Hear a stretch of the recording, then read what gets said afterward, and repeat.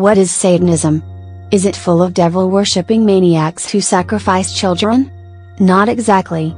True, there have been several satanic cults that have performed terrible deeds, but like any other religion, Satanism can be divided into several different branches and sects.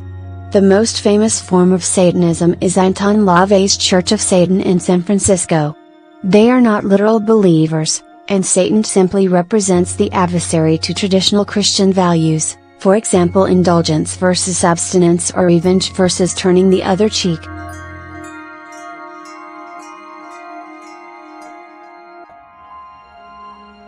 However, there are many other forms of Satanism that haven't quite achieved the same fame as the Church of Satan. Some of them are atheistic like LaVey's version, while others do see the devil as a literal being. Some of them have received some mainstream attention, but others have remained extremely obscure. Regardless, followers of the left-hand path have devised many ways to express their own version of Satanism. Here are just a few.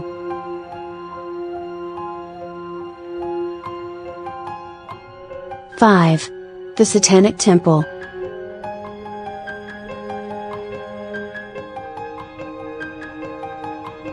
The Satanic Temple is an organization that probably wouldn't fit most people's idea of what a Satanist is. After all, their goals are to encourage benevolence and empathy and embrace practical common sense and justice. Much like Anton LaVey's version of Satanism, the Satanic Temple doesn't actually believe in or worship Satan. They see him as a singular rebellious figure against tyranny and authority. Regardless of their lack of belief, the Satanic Temple considers itself to be a religion and believes that religion should be based on science and critical thinking rather than supernatural or superstitious claims.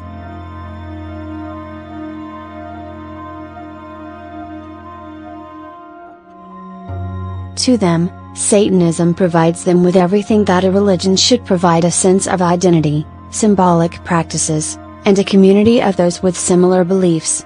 The Satanic Temple has gained notoriety by pushing the boundaries of free speech and having a go at fundamentalist Christians. The group is most famous for trying to erect a statue of Baphomet in Detroit because the city had approved a statue of the Ten Commandments.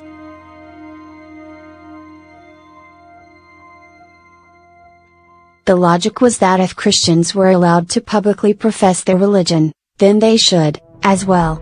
After the Hobby Lobby decision, which allows religious organizations to opt out of providing birth control, the Satanic Temple decided to use their own status as a religion to challenge U.S. laws.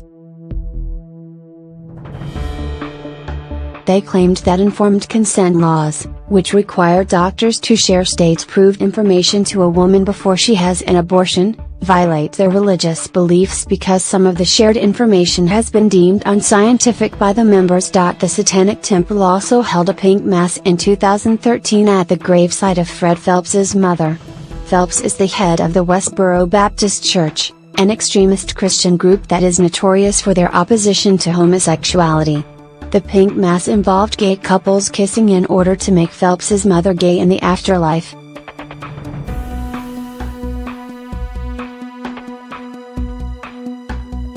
'4. Luciferianism.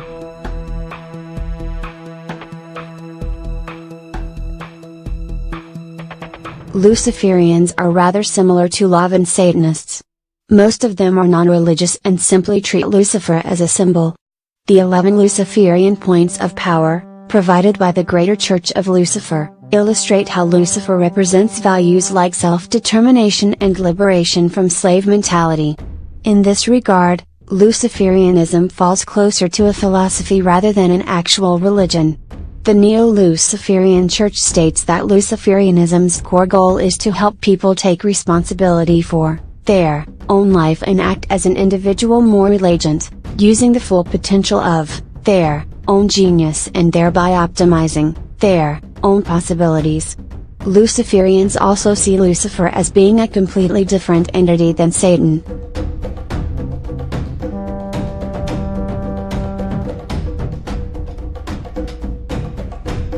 The Greater Church of Lucifer states that the word Lucifer, meaning light bearer or morning star, existed far before Christianity and that translations and interpretations have changed over time to equate Lucifer and Satan as one being. Perhaps the greatest difference between Luciferians and Lavan Satanists is that Lucifer, the light bearer, is a symbol of knowledge, while Satan, the adversary, represents carnality and opposition.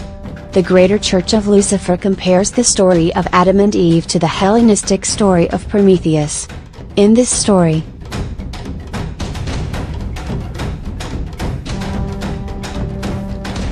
Prometheus brings forbidden fire to humanity and teaches them how to harness it for their own good. For this, Prometheus is punished by Zeus. This is not unlike the biblical story of how the snake tempts Adam and Eve into eating from the forbidden tree of life. The ultimate goal of Luciferianism is to help each individual ignite their inner black flame and become self-aware. Luciferianists are called to question everything, overcome their own ignorance, and balance their carnal desires with their intellect.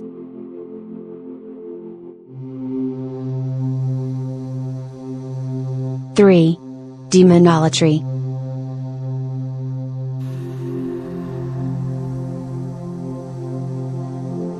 Demonolatry quite literally means the worship of demons, though modern demolators do not actually worship demons. Instead, they work with demons, as each demon is seen as a force or energy that can be called upon to aid in rituals or magic. Traditional demolators actually do worship demons that personify their own attributes. It's important to note that not all demolators are necessarily Satanists, though they certainly can be. Each demolator chooses their own patron deity, and they are certainly free to choose Satan, who represents the element of fire.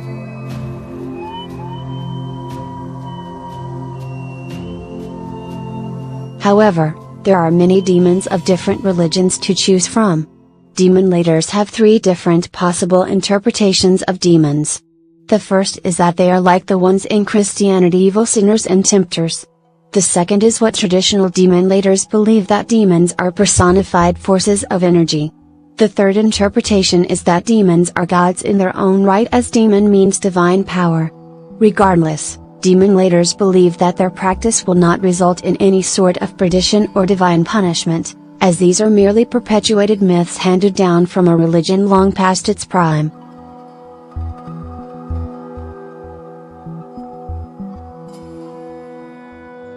Two. Polytheistic Satanism.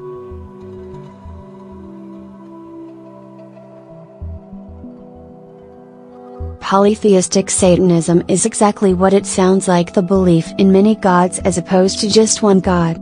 The most famous polytheistic Satanist organization is the Church of Azazel, which is a New York City-based group open to all Satanists, occultists, and followers of the left-hand path. They revere several distinct deities. The Church of Azazel focuses on what they call the rising gods of the modern West: Satan, Azazel, Lilith, Prometheus, Ishtar, Pan, and Lucifer of Sophia. Sophia was a Gnostic goddess who had many parallels with the story of Lucifer, along with the story of Adam and Eve. All of these gods have been demonized by Abrahamic religions, yet they represent values and principles that the Church of Azazel strongly identifies with, and social trends that are disliked by the religious right.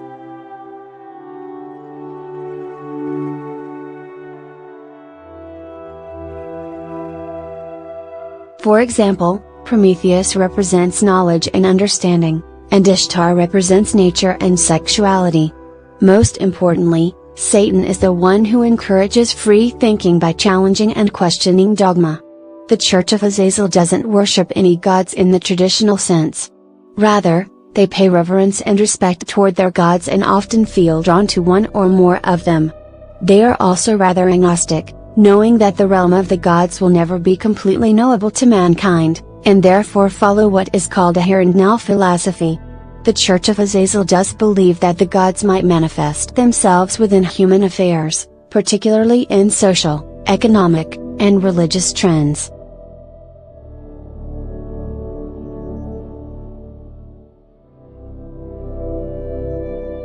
One. The Cult of Cthulhu.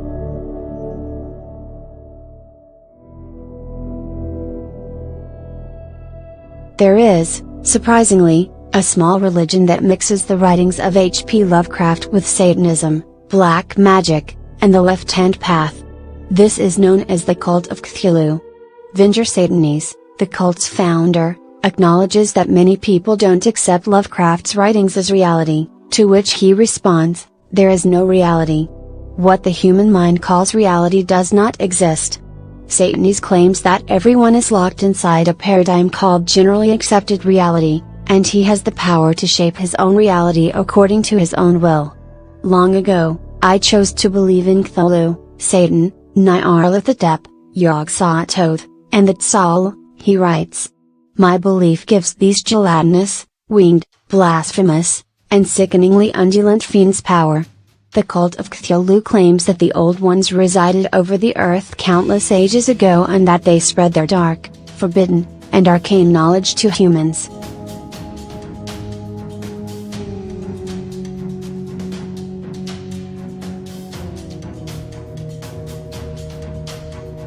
The lesser gods were chained and whipped, and their spilled blood created the universe. Some of the surviving lesser gods managed to break free and banish the Old Ones.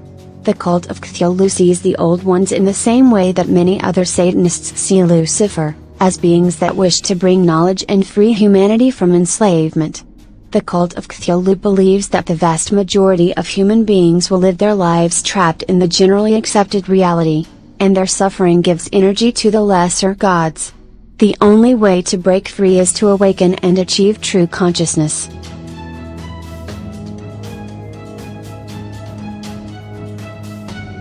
The greater reality that lies within each Cthulhu cultist goes by many names: the Black Flame, the Mark of Satan, the Gift of Set, or the Call of Cthulhu.